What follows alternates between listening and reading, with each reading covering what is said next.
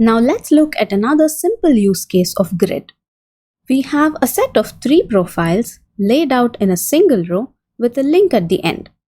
Based on our previous example, it might seem like we need a grid with 4 auto-sized columns spaced out fully. Let's try that out. Here's the markup: a section with 3 divs and a link at the end. Scroll up and we have some basic styling. And this is what it looks like without grid. Let's create a grid with 4 auto columns. To the section element that is the parent container, let's add display grid and grid template columns. Repeat 4 auto and space them out with justify content space between. Alright, we have multiple problems with this. The link is stretching full height. We'll get to that in a minute. The other problem is, though all 3 columns are spread out equally, since our text is not of the same width, the profile images are not spaced out equally. See, there's more space here than here, and this doesn't look good. But our mockup was perfect. To achieve this, we need 3 columns of equal width and the 4th column auto-sized. So let's change our grid template columns back to repeat 3, 1 FR and an auto column. Now what do we get?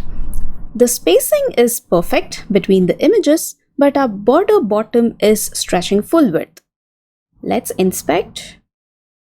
Click on grid. This is the expected behavior. Our columns are occupying all the available space, and this property justify content here has no effect. You see? Now what we need is to align this content within each cell. It might not make any sense, but let me show you. Remove the justify content rule. Instead, use the justify items property with the value start. Let's check.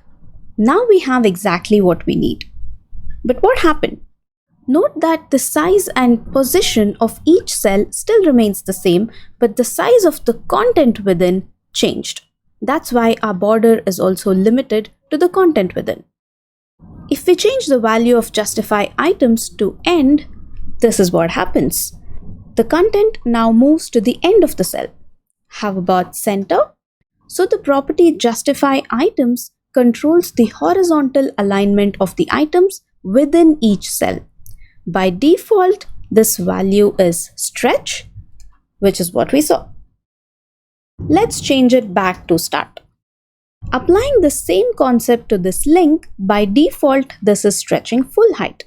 Actually, all the cell's content is stretching full height, but we can notice the difference only in this cell. To align content horizontally, we used the justify items property.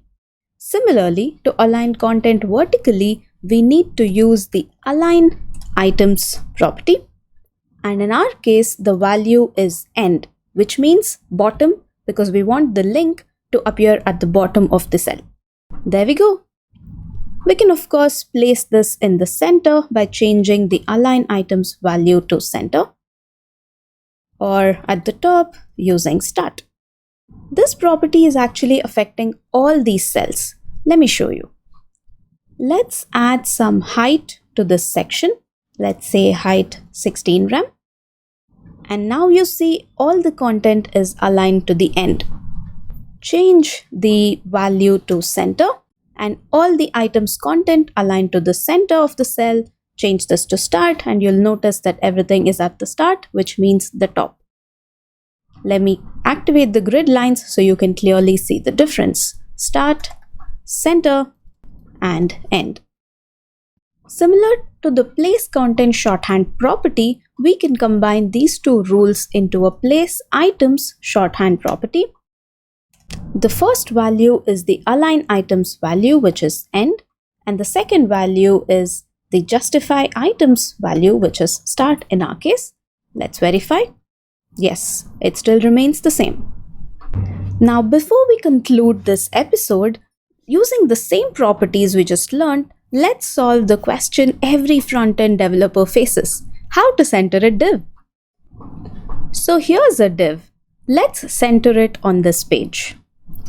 This is the markup. We have a section, and this is the div that we want centered within the section. First thing, we need to make the section occupy full screen. So select the section and let's give it a width of 100%. This is default, but always good to mention. And height of 100 VH. This is again an important step. Now that our section is full screen, let's turn this into a grid container. Display grid. The moment you do this, we have a grid with one column and one row. So one single cell occupying the whole screen. By default, it stretches full width and full height, but because we have a maxed width rule here, maxed width 20 rem, you are not seeing this stretch the full screen. If you remove this, then it stretches full screen. So by default, we have one single cell that stretches the full width and height of its container. Let's uncomment this. And here, we need to center align the content, that is the div, horizontally and vertically within the grid cell. We just learned the property for that, right? Place items. The value is center, center, or you can even combine the two when it's the same value and just specify one single center here. There we go. So with just two CSS rules, that is display grid and place item center, we have our div in the center of the page. Now that you know how exactly it works, you will never forget this.